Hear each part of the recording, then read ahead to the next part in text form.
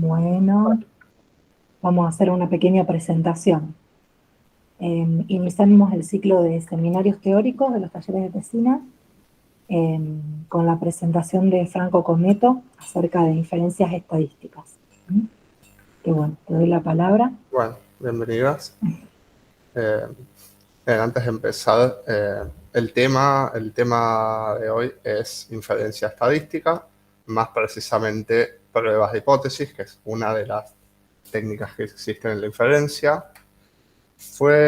Armar esta charla, la verdad que fue algo desafiante para lo que es el público al que voy a ir apuntado y para lo que es el tema en cuestión, que es un tema que es bastante extenso y que requiere bastantes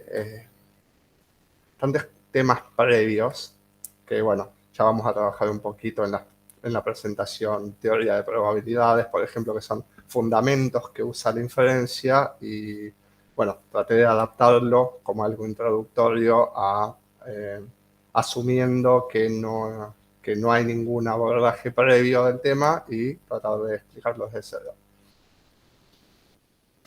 Bien, vamos a ver primero. La estadística inferencial es una rama de la estadística que involucra el abordaje de los datos muestrales. Lo que se intenta hacer es, a partir de información muestral, es información con la que podemos contar en cualquier tipo de estudio, poder suponer o poder concluir y brindar información acerca de la población de la cual esa muestra provino. ¿Cuál es la lógica detrás de esto? Si bien no podemos tener acceso a toda una población determinada, al poder observar una parte de esa población, una muestra de un conjunto de individuos, nos brinda esto información puntual, parcial o incompleta de las características de la población, y si nuestro modelo de muestreo tiene algunas características, por ejemplo, es muy deseable la aleatoriedad, vamos a poder concluir que la población va a tener características similares a las que se observan en la muestra. El hecho de que una muestra sea aleatoria lo que nos lleva a que cada muestra distinta, es decir, supongamos que la población es un grupo de personas, a cada conjunto de personas más chico que conformarían la muestra que observemos o que midamos determinadas variables, no van a dar siempre los mismos resultados. Entonces, las observaciones que podemos hacer en base a una muestra son variables y dependen específicamente de cuáles son los individuos que se están incluyendo en ellas. Lo que hacemos cuando hacemos inferencia es pensar en qué tan lejos o qué tan distinta puede ser la información que estamos observando para un conjunto reducido en relación con todas las posibilidades que la población hubiera ofrecido si la analizáramos en completitud o analizáramos otra muestra diferente de otras personas o de los individuos con los que estemos contando. Para poder hacer inferencia necesitamos previamente tener un conocimiento básico de teoría de probabilidad que voy a tratar de desarrollar en los próximos minutos. Y después vamos a tratar de ver un ejemplo aplicado de cómo se usaría una prueba de hipótesis con esta lógica en un caso práctico. Bueno, como decía previamente, cada muestra distinta que podemos tomar de una determinada población va a dar resultados observados diferentes, y en teoría de probabilidad lo que nos interesa es abarcar los distintos resultados variables que se pueden observar cuando se trabaja de esta forma con un muestreo. Vamos a poner un ejemplo muy sencillo, que supongamos que tenemos un bolillero con, en este caso, hay 7 bolas de 2 colores distintos, 3 rojas, 7 azules. ¿Y qué pasaría si giramos ese bolillero y queremos sacar una de esas bolas y ver de qué color es. O particularmente nos puede interesar ya saber qué tipo de color es el que nos interesa. Por ejemplo, que sea una bola roja. Para hacer esto un poco menos abstracto, podemos pensar que ese bolillero es una población, que la forma de seleccionar la bolilla es la muestra, en este caso, de una sola unidad, y los colores representarían cualquier variable, en este caso una variable cualitativa, que nos pueda resultar de interés. Por ejemplo, podemos pensar que entre los pacientes que acuden a un determinado centro de salud o un hospital, hay algunos que tienen una patología de interés, por ejemplo, cuántos de los pacientes tienen, por ejemplo, hipoacusia, y esos serían los que están marcados en rojo. O, por ejemplo, analizando una muestra de profesionales de fonoaudiología, preguntar cuántos de ellos o cuáles de ellos tienen algún estudio de posgrado. Cualquier variable de este tipo, lo que denominamos variables de tipo cualitativas, lo que hacen es indicar una cualidad,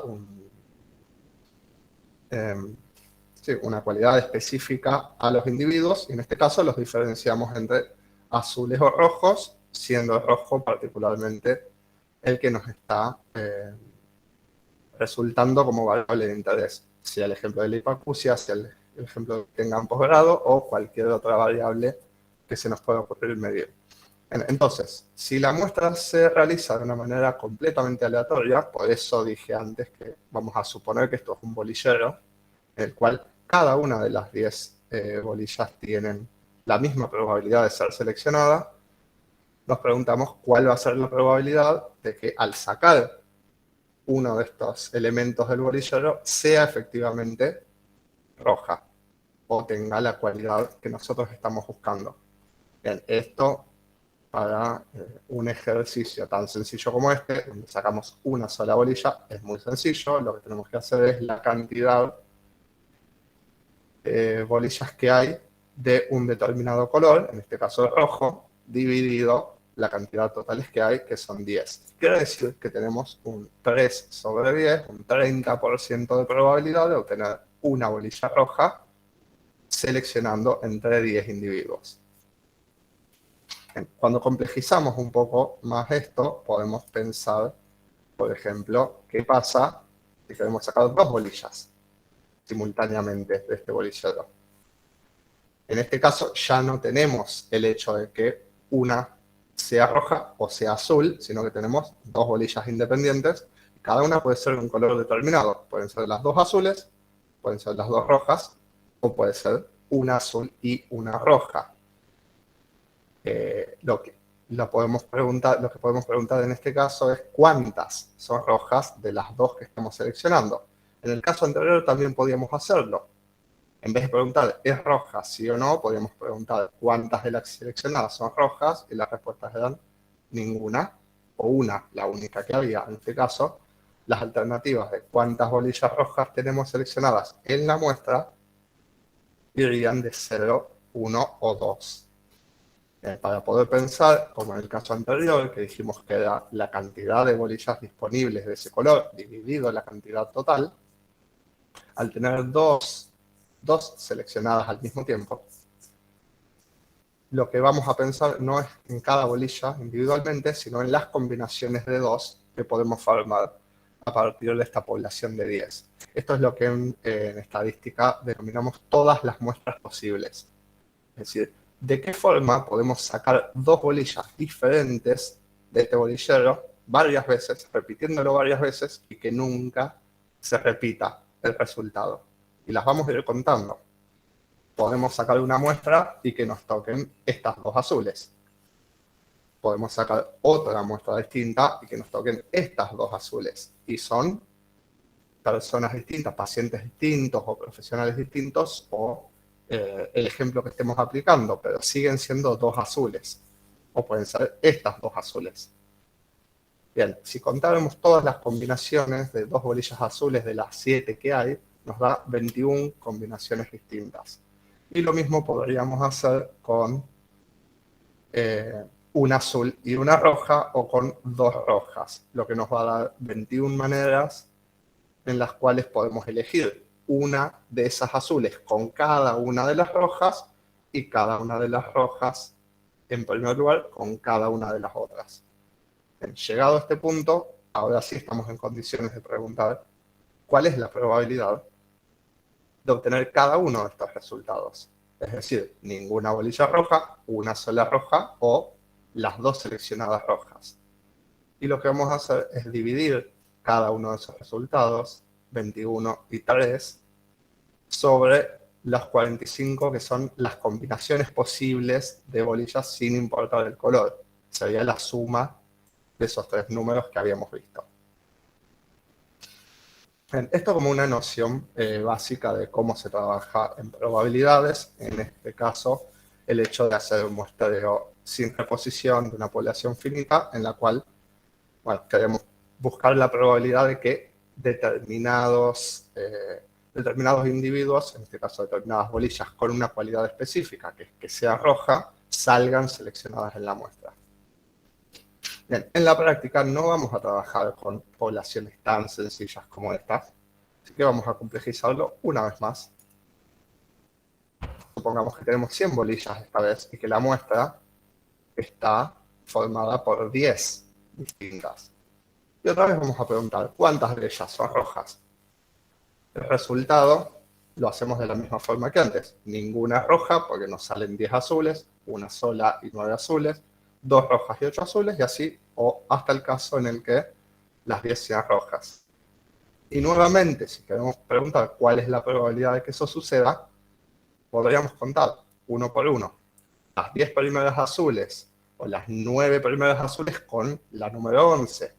Y así, una y otra vez, todas las combinaciones distintas para contar la probabilidad de que no haya ninguna roja. O entre las 70 rojas, entre las 70 azules, que salgan 9 y que salga una de las 30 rojas, la número 1, o que salga la número 2 o la número 3. Bien, es un trabajo bastante tedioso, pero no hace falta que lo hagamos porque estos ejemplos ya están desarrollados en estadística y es lo que conocemos como distribuciones de probabilidad. Para un caso como esto, la fórmula ya está desarrollada y ya está escrita. Es lo que se denomina una distribución hipergeométrica, que tiene esa fórmula que vemos en la pantalla y básicamente reemplazando X por el número de cantidad de bolas rojas que queremos obtener en la muestra, con esa fórmula calculamos cuál es la probabilidad. El mismo caso que habíamos hecho antes de las 21 combinaciones dividido 45, lo aplicamos esta vez con esta fórmula y el resultado va a ser tener todas esas probabilidades. Bien, ¿qué significa esto? Que si la población consta de esta forma que estamos viendo, con 30 bolillas rojas y 70 azules, por ejemplo, la probabilidad de que en una muestra seleccionada salgan 5 y 5, dice ahí que es 0,099, es decir, casi un 10% de probabilidad de que salgan 5 seleccionadas rojas, un 20% de probabilidad de que salgan 4 y casi un 30%, un 28,1 en realidad, de probabilidad de que 3 de las 10 sean rojas. Hay una cosa que, si están atentos, podemos notar que las probabilidades más altas, que están entre el 2 y el 3, están cercanas a lo que vamos a denominar el parámetro poblacional, que es la proporción de bolillas rojas que hay en la población.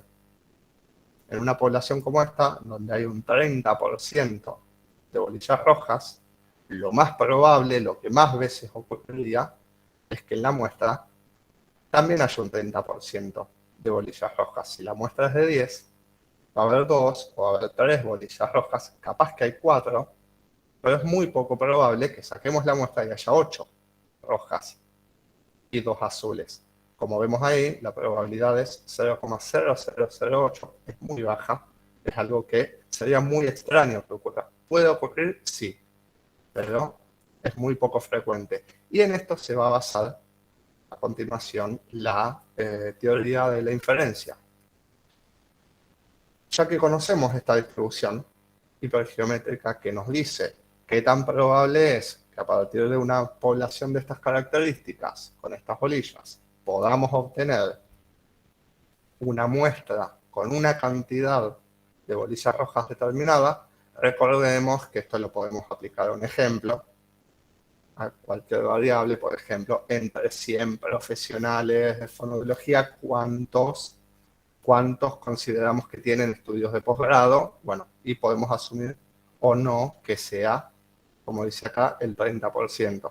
Entonces sabemos que si elegimos 10 de ellos, las probabilidades de que nos toque en la muestra alguno una cantidad específica con estos estudios va a estar dado por estos números que vemos en la pantalla. Hasta este punto, esto es teoría de probabilidades. Pero lo que nos interesaba el día de hoy es inferencia, así que le vamos a dar una vuelta a este asunto. Porque habíamos dicho que en la inferencia no nos interesaba la distribución muestral, la distribución de las muestras posibles, sino a partir de una muestra que acabamos de observar, sacar conclusiones sobre la población. Cuando hacemos inferencia, no conocemos la población. Esta información que yo les brindé al principio del ejemplo de el bolillero tiene 30 bolas rojas y 70 azules, no va a estar disponible en la práctica. Entonces, todo esto que estamos analizando se hace por el camino contrario. A partir de la información muestral, que es la única con la que contamos, vamos a sacar conclusiones acerca de la muestra. ¿Qué significa esto? La población que estábamos estudiando no está disponible, no sabemos cuál es el contenido de este bolillero, y lo que podemos hacer es preguntarnos sobre ese contenido.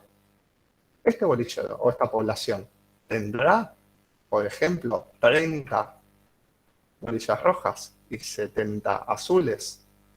Los pacientes de este centro de salud, ¿habrá un 30% que consultan al profesional por hipoacusia y un 70% que consultan por alguna otra causa? ¿O tienen el 30% determinado factor de riesgo? ¿O el 30% de los profesionales tienen un título de posgrado? Cualquier variable cualitativa, como estaba diciendo, que se nos ocurra, que podamos identificar en una población, nos podemos hacer esta pregunta: si el porcentaje que tienen una modalidad o un valor determinado es una cierta cantidad. En este caso estábamos usando el 30% como ejemplo. Bien, ¿y cómo vamos a probar si esto es así o no? Vamos a sacar una muestra, la cual tomamos 10 individuos, 10 bolillas aleatoriamente, y vamos a ver de qué color son estas 10. Y supongamos que nos sale una muestra como esta. Vamos a los profesionales y de los 10 que consultamos hay 7 que tienen estudios de posgrado y 3 que no. ¿Qué tan probable es esto? ¿Es probable que estos 7 profesionales con posgrado, estas 7 bolillas rojas y 3 bolillas azules provengan del bolillero que veíamos en el ejemplo anterior? Recordemos la función hipergeométrica. Si la población tiene realmente un 30% de bolillas rojas, las probabilidades son estas. ¿Cuál es la probabilidad de la muestra que acabamos de obtener? La probabilidad de obtener 7 bolas rojas era 0,006, una probabilidad muy baja. Y lo que vamos a hacer en inferencia, ya que tenemos una probabilidad muy baja y estamos buscando casos extremos, no solamente vamos a contar el 7, vamos a contar también el 8, el 9 y el 10. ¿Qué significaría esto? Que si nosotros creíamos que era el 30% era lo adecuado, de un 70% hacia arriba son los peores casos posibles. Entonces, desde el 7, que fue el que observamos, vamos a sumar todos hasta el 10. Y vamos a decir que la probabilidad de haber obtenido esta muestra en particular es la suma de todos esos valores, y como vemos es 0,0074 Es decir, una probabilidad muy baja, menor al 1%. Y esto nos da información de que, bien, si lo queremos plantear en términos estrictos, entre todas las muestras posibles, entre todas las combinaciones de 10 bolillas que podíamos obtener aleatoriamente, de esas 100, las probabilidades de que por lo menos 7 de las seleccionadas sean rojas es igual al 0,74%. Es menor que el 1% lo que observamos en la muestra si suponemos que en esta caja, en este bolillero, hay 30 rojas y 70 azules. Entonces, tuvimos tanta mala suerte que sacamos una muestra que es tan poco probable como menos del 1%, o en realidad nuestra hipótesis estaba equivocada y podemos concluir que probablemente estemos trabajando con una población con más bolas rojas de las que habíamos esperado. Es decir, que estuvimos subestimando previamente los casos de hipoacusia, los profesionales con posgrado o la variable que sea que habíamos estado estudiando en este caso. Bien, esta es la forma en la que vamos a trabajar en una prueba de hipótesis. Vamos a primero plantear una hipótesis sobre un determinado parámetro, en este caso, que la proporción de bolas rojas fuera hasta el 30%, y vamos a buscar una muestra y ver si esa muestra nos da un número, en este caso el número de bolas rojas, tan alto, que haga improbable pensar que realmente proviene de una población como la que habíamos imaginado. Para pasarlo a términos más concretos, todo el proceso de una prueba de hipótesis involucra, en un primer lugar, el planteo de las hipótesis, que es lo que acabo de expresar. Siempre es una pregunta asociada a un parámetro. Un parámetro es alguna medición, alguna medida, por lo general son proporciones, son promedios de alguna medida aplicada a la población. Entonces, el porcentaje de profesionales con título de posgrado tenga un valor determinado, que la proporción de pacientes que consultan en este centro de salud con un diagnóstico determinado es una cantidad fija.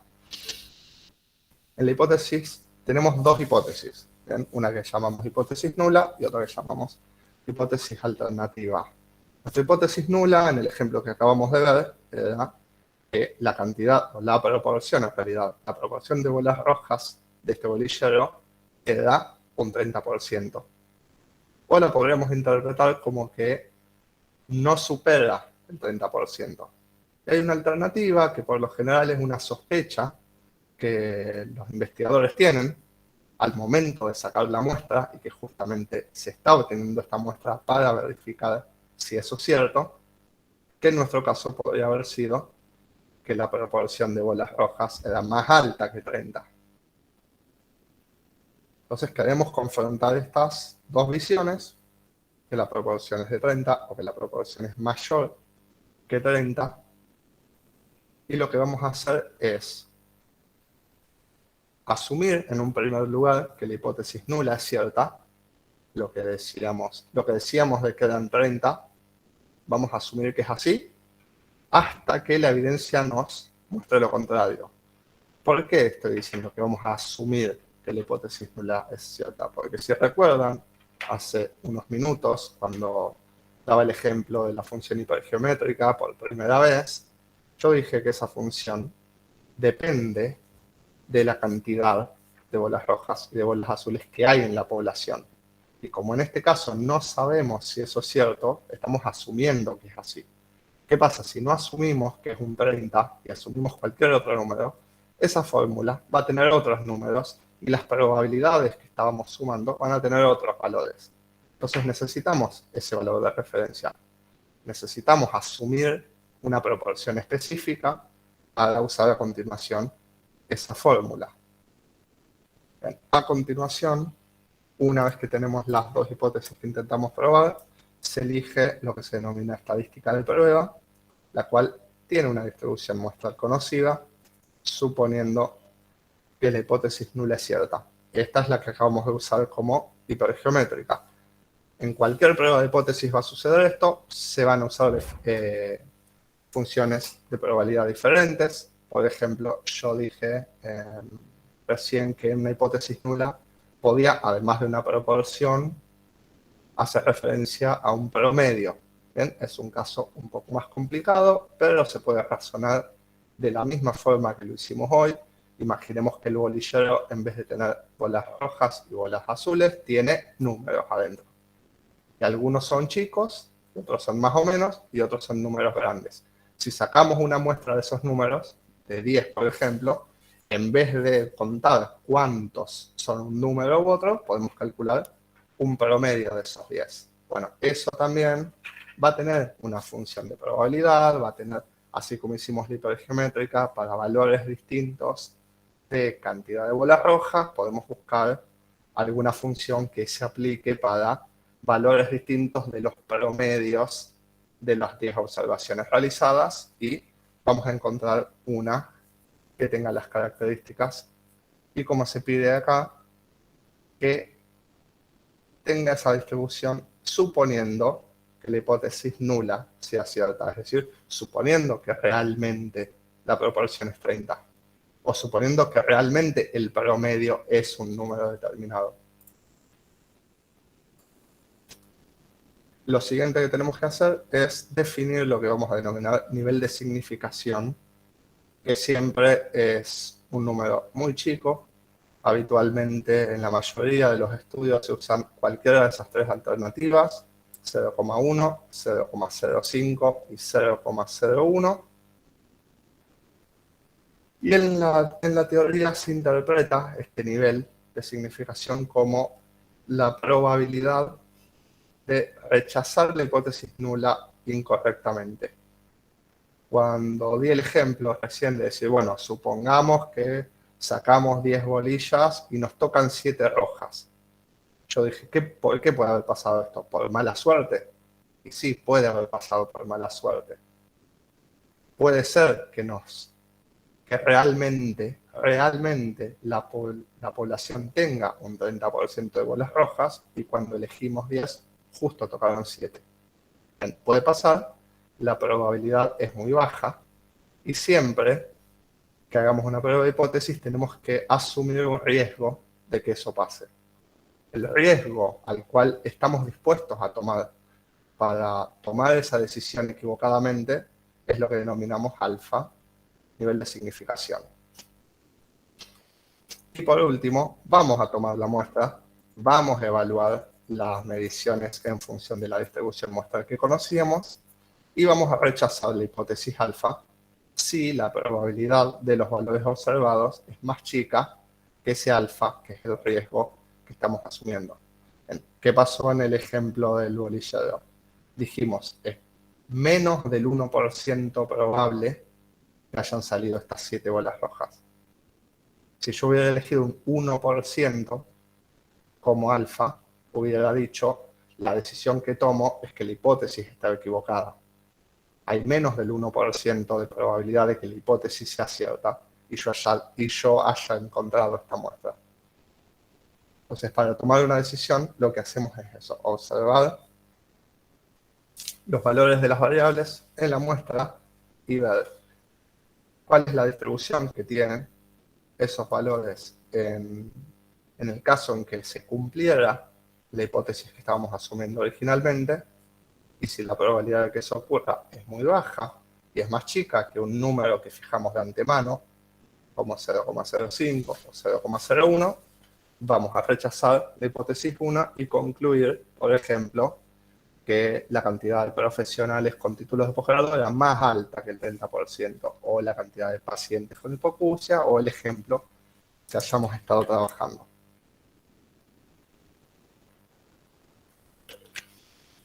Bien. Así, hasta ahora, tenemos una visión general de en lo que consiste el mecanismo y la teoría de fondo de una prueba de hipótesis. Vamos a tratar de ver ahora un ejemplo que traje de cómo aplicar una prueba de hipótesis en particular, como para bajar esto, que por ahí es bastante teórico y bastante pesado, a algo que podamos ver en un estudio y que quizás hayamos leído varias veces, hayamos visto en publicaciones, en papers o en tesinas, y con todo lo que acabamos de hablar en mente podamos ubicarnos en cómo se hace, en qué consiste y qué significa dar un resultado determinado. El ejemplo que traje para ver esto es de un estudio titulado Resultado del screening auditivo neonatal los recién nacidos de madres con y sin diagnóstico positivo para COVID-19 durante el embarazo y o parto. En este estudio se compararon a los recién nacidos de dos grupos de mujeres, de dos grupos de madres, unas que habían tenido diagnóstico positivo de COVID durante el embarazo y el parto, y otro grupo que no habían tenido este factor de riesgo, que es el COVID positivo. Es en lo que en la práctica conocemos como un estudio de casos y controles, donde se comparan un grupo de, en este caso, madres que tuvieron un factor de riesgo que da el COVID contra otras que no lo tienen, y lo que vamos a estudiar es si este factor afecta el resultado de otra variable, que es el resultado del screening, es decir, si pasa, el recién nacido pasa o no pasa la prueba. Un poco ya podemos anticiparnos, poniéndonos en contexto del estudio, qué es lo que se está buscando.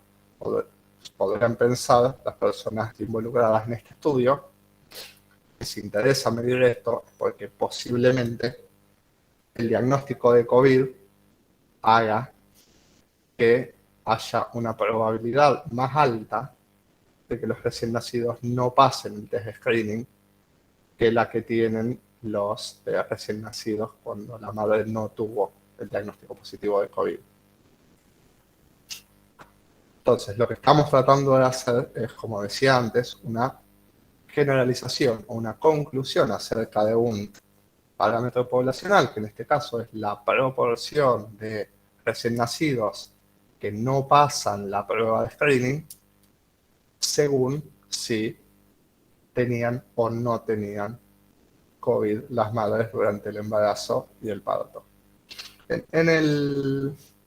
En el trabajo que estoy citando se mostraba este gráfico donde se ven los resultados para cada uno de los grupos, donde vemos los resultados específicos del screening a los recién nacidos.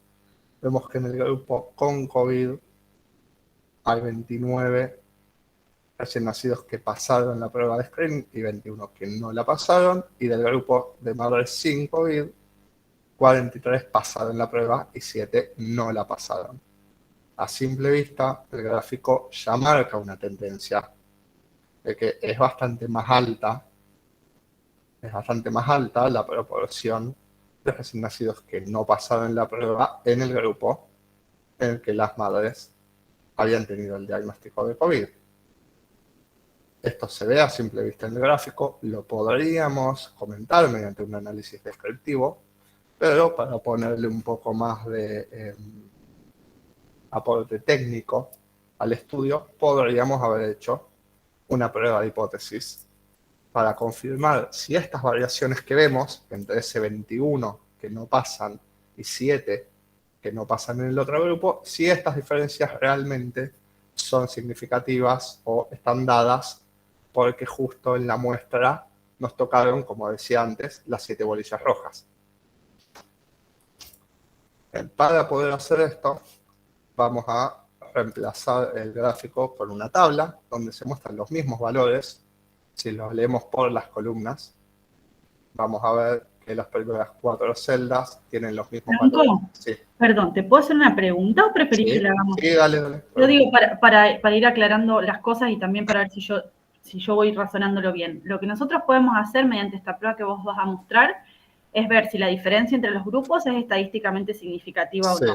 Eso no quiere decir que si encontramos esa diferencia haya una relación de causa-efecto. O sea, eso no quiere decir... No. En este tipo de aplicación no estamos probando causa-efecto. Exacto. Sí podemos interpretar que hay una correlación probada. Exactamente. Si hacemos una prueba significativa de este tipo. La prueba que vamos a ver, ahora la voy a presentar en un rato, se llama test chi cuadrado y justamente es una prueba de independencia. Lo que estamos queriendo probar es si el diagnóstico de COVID es independiente, en realidad el resultado del screening es independiente del diagnóstico de COVID o no. No significa que específicamente el diagnóstico de COVID sea la causa por la cual no pasaron el screening, pero sí significaría que hay una correlación entre una cosa y la otra. La interpretación no es la misma, podemos pensar que hay otros factores que están influyendo, y esto es muy importante porque pasa mucho en la práctica, que se encuentra una correlación y en realidad podemos pensar que hay una tercera variable que no fue medida en el estudio, que está confundiendo. Que sí es la causa, pero es la causa de ambas variables al mismo tiempo. Puede haber algo que esté causando el COVID y además esté causando que no pasen el screening. Y esto estaría confundiendo y la prueba daría significativa. Exacto. Sí. No, digo esto por una cuestión coloquial porque es un punto importante, digamos, no confundir asociación con relación de causa-efecto, que son dos cosas distintas e implican análisis diferentes. Claro, en este caso lo que podemos probar, y ahora vamos a ver si se cumple o no, es si el hecho de que la madre tenga COVID o haya tenido COVID durante el embarazo y o el parto, viene acompañado de una reducción en la proporción de recién nacidos que no pasan el screening. Ese viene acompañado de no involucra que realmente el COVID sea la causa, pero sí que cuando las madres tienen COVID es más probable que esto pase. Bien. Entonces decía que viendo esta tabla tenemos lo mismo que veíamos en el gráfico anterior para las madres con COVID. 29 pasaron la prueba, 21 no la pasaron. Para las madres sin COVID, 43 recién nacidos pasaron y 7 no pasaron la prueba. Los números son los mismos, lo que yo le agregué en filas y columnas son los totales de cuántos había en cada grupo. Entonces, no estamos agregando información extra, solamente estamos presentándolo en una tabla para que sea más claro el proceso que viene a continuación. Y en la columna de totales, lo que estamos viendo son los resultados de los screening para todos los recién nacidos si no involucramos el hecho de que la madre tenga COVID o no. ¿Bien? Si los dos gráficos de barras anteriores lo hubiéramos juntado en un solo gráfico que diga una columna pasa y la otra columna no pasa, vemos esto. El 28 de 100 no pasan la prueba. ¿Qué quiere decir esto? Ignoramos el factor del COVID.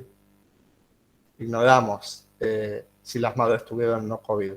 De todos los participantes de este estudio, hubo 28 que no pasaron la prueba del screening y 72 que sí la pasaron. Ahora, este 28, que es el 28%, porque hay 100 participantes, ¿se repite en ambos grupos? Eso es lo que voy a pensar ahora. Si el COVID no fuera un factor importante, yo esperaría que entre las madres sin COVID, el 28% no pasen la prueba. Y entre las madres con COVID, también el 28% no pase la prueba. Esto se expresa de esta manera. Lo que hice fue reemplazar en la tabla anterior cuáles son los valores que llamamos ideales o los valores esperados en un estudio de estas características, donde simplemente tomamos dos grupos de recién nacidos independientemente de que el factor que los diferenciaba era COVID o no COVID, y decimos, si este factor no influye en nada, estos dos grupos de 50 deberían tener 14 que no pasan y 36 que sí, y este otro de 50, 14 que no pasan y 32 que sí pasan la prueba. Haber visto esto, ¿qué significaría? Que tanto en el grupo con COVID como en el grupo sin COVID, como en el total de la población, en este caso no es la población, pero sí es el total de los participantes del estudio, la proporción de recién nacidos que no pasaron la prueba es la misma. En las tres columnas, el 28%. Bien, y no es lo que vimos más arriba. Entonces, acá, en este estudio, estamos teniendo evidencia de que en una dirección o en otra, y en una magnitud específica, las proporciones de recién nacidos que no pasaron el screening son diferentes en un grupo y en el otro en relación con el total. Entonces, resumiendo, tenemos la tabla de los valores reales observados en el estudio. Abajo tenemos la tabla de valores esperados, valores ideales. Y acá vuelvo a la teoría de hace un rato, suponiendo la hipótesis nula cierta. Si suponemos que la hipótesis nula sea cierta, en nuestro caso, la hipótesis nula es que no hay asociación entre las variables, que no hay relación entre estas variables, que el resultado del screening es independiente de si la madre tuvo COVID o no. Asumir que no hay relación entre estas variables, la hipótesis nula, implicaría que la proporción de resultados del screening para cada grupo sean las mismas. Entonces, por eso construimos esta tabla donde dice que las proporciones de los resultados del screening son las mismas para todos los grupos. Entonces, asumimos que la hipótesis nula es cierta y ese debería haber sido el resultado ideal. Volvemos a lo de la distribución contra las 7 bolas rojas. Ahora nuestro 21 que no pasaron la prueba contra 7 que no pasaron en el otro grupo es el equivalente a esas bolas rojas que tenemos que ver si son tan diferentes a lo esperado o no. Vamos a buscar una distribución que nos diga si esas diferencias realmente son significativas o en realidad el 14 y el 7 y el 14 y el 21 no están tan alejados como para pensar que esto no se puede haber dado por una cuestión de puramente azar, que antes habíamos llamado mala suerte. En la muestra dio distinto porque la muestra es aleatoria y justo tocaron pacientes que daban una variación en los resultados. Bien, para probar esto tenemos la denominada estadística chi-cuadrado, que mide justamente las magnitudes de estas diferencias. Y lo que vamos a hacer es ir avanzando en cada celda de la tabla, midiendo las diferencias entre esos números y ver cuánto peso tienen esas diferencias sobre el total de la estadística. Y si analizamos un poco la composición de la estadística, tiene un valor elevado al cuadrado en la parte de arriba, en el numerador de esa división, que es la diferencia entre el valor observado, por ejemplo 29, y el valor ideal o esperado 36. Y ese número, al estar elevado al cuadrado, siempre va a ser positivo, o en el caso en el que ambos números coincidan, va a ser 0. Entonces es una estadística que nos dice que mientras más distintos sean los números, más grande va a tomar el valor final. Bien, podemos aplicar esta fórmula de una manera muy sencilla. Vamos a ver el cálculo. Lo que tenemos que hacer es, como dice ahí, para cada celda de la tabla, sumar el valor observado menos el esperado, elevamos al cuadrado y dividimos por el valor esperado. Y esto lo vamos a poder comparar con un valor ideal, un valor hipotético de la distribución que está en una tabla que podemos encontrar en internet o en cualquier libro de estadística, que dice cuáles son los máximos valores permitidos para un h cuadrado con una tabla de determinadas dimensiones para un alfa determinado. Eso que habíamos dicho de, bueno, si la probabilidad es menor que alfa, voy a decir que acá no se está cumpliendo la hipótesis. Bueno, los valores de qué tan grande tiene que ser la estadística para que el alfa para que el valor sea más chico que el alfa, están en una tabla. No lo tenemos que calcular como hicimos en el ejemplo de la hipergeométrica, sino que se busca y se ve si el valor coincide o no coincide. Entonces, vamos a la construcción de la estadística. Como decía, a través de cada celda vamos a ir restando, perdón, esos valores. Entonces hacemos 29 menos 36 al cuadrado, dividido 36. Vamos a la siguiente celda, 43 menos 36 al cuadrado, dividido 36. La siguiente celda, 21 menos 14 elevado al cuadrado, dividido 14. Y la última, que sería el grupo que no tienen COVID y no pasaron la prueba. ¿Qué pasó? Hubo 7 recién nacidos en el estudio que no pasaron la prueba e idealmente esperábamos que sean 14. Entonces vemos la magnitud de esa diferencia en relación a los 14 que esperábamos y da, como dice ahí, 3,5. Y el último paso es sumar los valores de esas 4 celdas. Nos da un total de 9,72. Y yo acá me ahorré el paso final, que es la búsqueda en la tabla. Y para una tabla de estas dimensiones, es decir, un caso de 2×2, este valor de 9,72 es mayor, es más alto que el valor ideal, el valor que esperaríamos con un 1% de probabilidad, que es de 6,63. Para poner en claro, la tabla del h cuadrado dice, para una tabla de 2×2, en este caso el 2×2 significa la cantidad de grupos y la cantidad de resultados del screening. Los grupos son 2, con COVID y sin COVID. Y los resultados del screening es pasa o no pasa. Esta prueba se puede ajustar y se puede hacer con tablas más grandes. Se puede hacer con una tabla donde los grupos sean, por ejemplo, COVID durante el embarazo, durante el parto o negativo. Nos queda una tabla de 3×2 en ese caso. Bueno, esos son aplicaciones puntuales. La forma es la misma. Vamos avanzando celda por celda aplicando esa fórmula. Y vamos a buscar en la tabla, del h cuadrado, en otras dimensiones de 3×2 o del número que sea, cuál es el valor límite. En este caso decía 6,63. ¿Qué significa? Que al haber observado un número más grande, que en nuestro ejemplo, el h cuadrado era 9,72, esto significa que las diferencias entre los valores observados, 29, 43, 21 y 7, son más grandes que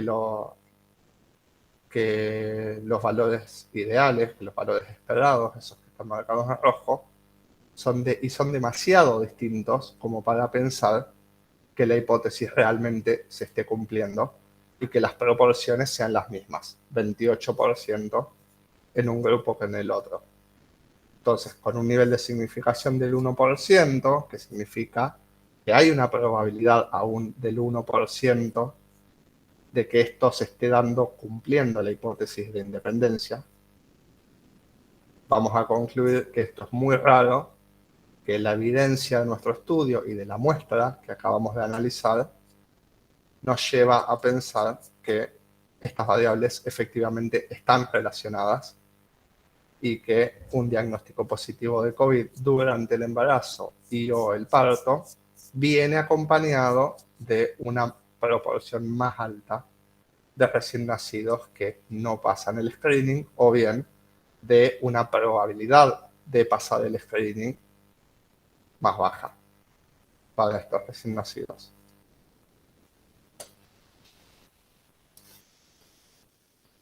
Con esto terminamos la exposición. No sé si damos lugar para algunas preguntas o aclaraciones, tanto de lo que se habló como de las extensiones. A mí me parece que estuvo muy claro, muy didáctico, por decirlo de alguna forma. Y bueno, por ahí la pregunta es, que a mí se me genera es, cuando un equipo de investigación necesita recurrir a alguna de estos cálculos específicos, se está dentro del, digamos, del ejercicio profesional de la estadística. O sea, Sí. algo para lo cual se requiere. O sea, lo interesante es poder entender la dinámica y poder leerla. Por ejemplo, si uno lee un estudio, poder interpretar qué significa un chi cuadrado alto o bajo. Claro, más allá del ejemplo particular, me parece que la idea de esta charla era poder dar unas nociones de esto. ¿Qué es un nivel de significación? ¿Qué significa que la estadística sea muy alta para decir que las diferencias son significativas? Que bueno, que la realidad es esto, es pensar. Es muy extraño haber visto esto si se cumpliera la hipótesis que estábamos asumiendo. Porque por lo general en la práctica, bueno, las personas que no están en el tema no vienen de la disciplina formal de la estadística, no se tiene mucho en consideración que cuando se hace una prueba de hipótesis, en realidad se está suponiendo ese 30%, se está suponiendo ese, bueno, ambos grupos, el 28% no pasa el screening, y lo que buscamos es evidencia que contradiga esa suposición. Entonces, bueno, poder interpretar esto cuando veamos en un estudio que se diga que las evidencias fueron significativas, tiene que ver con esto, que la muestra y los resultados de la muestra son muy diferentes a los que hubiéramos esperado si la hipótesis se cumpliera, si la población realmente tuviera las características que habíamos asumido. Después, el tipo de prueba específica que se hace, acá yo mostré el H cuadrado, en el ejemplo anterior, más allá de que era un ejemplo teórico, se hizo una prueba directamente calculando a mano con una distribución hipergeométrica.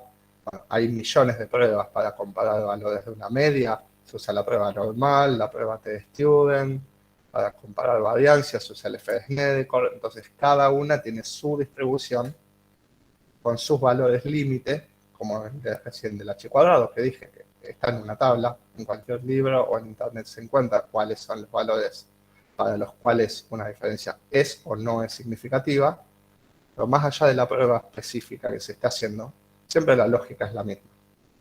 Y me parece que es lo que era interesante reflejar acá, más allá de explicar cómo se hace un H cuadrado y mostrar el ejemplo, que eso se puede buscar y se puede copiar la fórmula y hacer. Bueno, no sé si Daniela tiene alguna duda. Vamos terminando el encuentro. Bien, no, por ahora no. ¿Se escucha? Sí, sí. Sí. Sí. Bueno, Franco, muchas gracias. Bueno, dejo de grabar y ya queda este material para reponer ahí en el campus. Bueno, Gracias por la invitación y no, estaremos estamos bien. pendientes a los próximos encuentros. Nos vemos. Nos vemos. Gracias, Franco, gracias.